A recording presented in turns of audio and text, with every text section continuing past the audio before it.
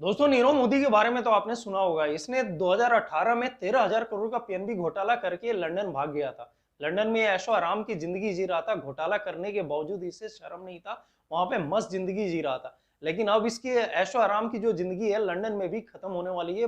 London की court ने इसे भारत को प्रत्यार्पण करने की मंजूरी दे दी है। बहुत जल्दी ये भारत को सौंप दिया जाएगा और मुंबई के जेल में बहुत जल्द ये चक्की पिसता हुआ नजर आएगा। सिर्फ नीरव मोदी ही ऐसा चोर नहीं है जो घोटाला करके लंदन भाग गया हो। इससे पहले विजय माल्या ने भी एसबीआई से 9,000 करोड़ का घोटाला करके ये भी लंदन में ही भाग के रह रहा है। और उससे पहले आईपीएल घोटाला करके ललित मोदी ने भी लंदन ही भागा और वो भी अभी वहीं पे रह रहा है। ये दोनों तो अभी वापस आने के मूड में ही नहीं है। इनकी प्रत्यार्पण की मंजूरी अभी पूरी तरह से पूरी नहीं हुई है, लेकिन हो सकता है भविष्य में ये भी भारत को सौंप दिए जाएंगे और भारत के जेल में ये सड़ते हुए आपको मिल जाएंगे। इन सब घोटालेबाजों में एक चीज आपको कॉमन मिलेगा, ये जब भी घोटाला करते हैं तो भारत के बाहर जब भी भागते हैं तो ये सिर्फ लंदन में ही भागते हैं। आपके दिमाग में कभी ना कभी आया होगा कि आखिर लंदन में ऐसा क्या है जो घोटालेबाजों के लिए एक सेफ हेवन बना हुआ है। ये घोटाला करके अगर बाहर कहीं भागते हैं तो दुबई क्यों नहीं भागते, सिंगापुर क्यों नहीं भागते हैं, अमेरिका क्यों नहीं भागते। जब भी भागते हैं तो लंदन को ही अपना अड्डा क्यों बनाते हैं सब। इसके पीछे जो पहला कारण है वो है इंग्लैंड का गोल्डन वीजा। लंदन में आपको पता है निवेश करना बहुत आसान है। अगर आपने 2 मिलियन पाउंड का इंग्लैंड के अंदर निवेश कर दिया तो इंग्लैंड की जो सरकार है वो आपको गोल्डन वीजा दे देगी। चाहे आपका बैकग्राउंड कुछ भी हो, आप कितने बड़े चोर हो, क्रिमिनल हो, उससे कोई फर्क नहीं पड़ता।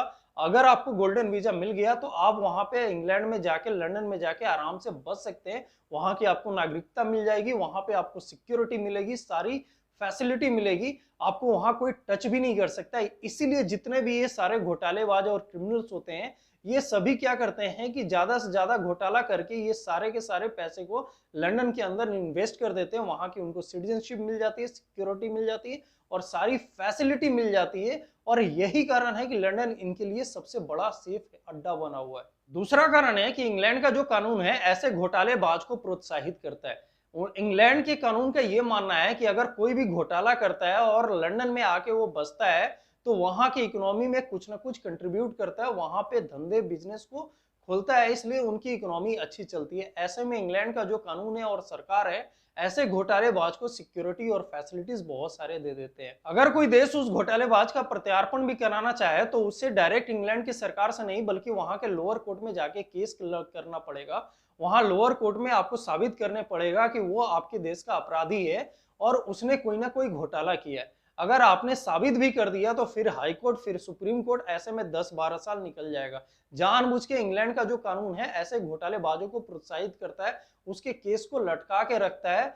ऐसा इसलिए क्योंकि उनका मानना है कि अगर ये यहाँ पे है तो इन्वेस्टमेंट कर रहा है, कुछ ना कुछ इंग्लैंड की इकोनॉमी में वो कंट्रीब्यूट करता है। ऐसे में घोटालेबाजों का मन बढ़ता है और कोई भी जो घोटालेबाज होता है वो वहां की इकोनॉमी में जाके वो कंट्रीब्यूट करता है, इन्वेस्ट करता है और वहीं पे बस जाता है, इसलिए उसको वहां पे सेफ अड्डा मिल जाता है। तीसरा और सबसे बड़ा कारण है European court of human right. ये ह्यूमन राइट वालों का अलग से वहां पे एक कोर्ट चलता है।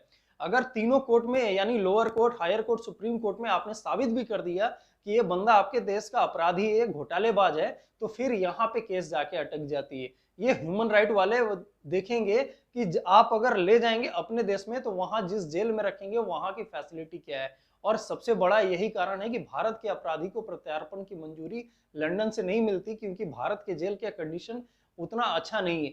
ये हवाला देते हैं ह्यूमन राइट्स का कि भारत के जेल में खाना अच्छा नहीं है, सफाई अच्छा नहीं है, सोने की व्यवस्था नहीं, वहां की जिंदगी बहुत घटिया है। और यही जो कोर्ट है यूएस सबसे बड़ा अड़ंगा है जो भारत के अपराधियों, खासकर घोटालेबाजों को भारत को सौंपने से मना कर देता है। यही सब कारण है जिसकी वजह से लंदन अपराधियों और घोटालेबाजों के लिए एक सेफ अड्डा बना हुआ है। सभी घोटाला करते हैं, जाके वहां इन्वेस्ट करते हैं, वहां आराम से अपनी जिंदगी जीते हैं। दोस्तों, उम्मीद करता हूं कि ये जानकारी आपको अच्छी लगी। अगर अच्छी लगी तो एक लाइक बटन जरूर दबा दीजिएगा और अगर आप मेरे चैनल पे नए आए हैं तो एक बार मेरे चैनल को प्लीज सब्सक्राइब जरूर कर दीजिएगा। धन्यवाद।